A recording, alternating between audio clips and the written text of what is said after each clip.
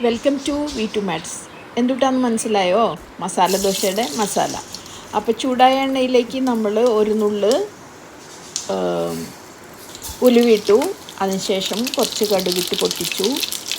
ഇനി അതിലേക്ക് കുറച്ച് ഉഴുന്ന് പരിപ്പും കുറച്ച് കടലപ്പരിപ്പും ഇട്ടു.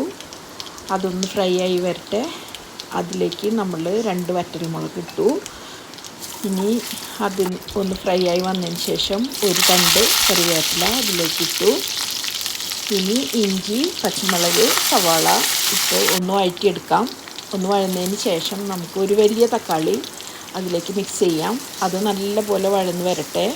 അതിലേക്ക് മല്ലിപ്പൊടി, കുരുമുളക് പൊടി, മഞ്ഞൾപ്പൊടി, മുളക് പൊടി ഇട്ട് മിക്സ് ചെയ്യാം.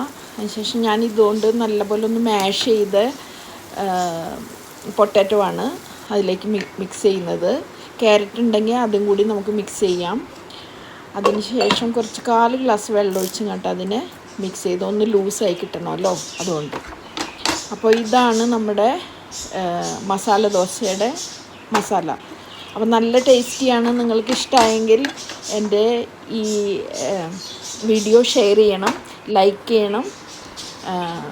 Have a nice day. By.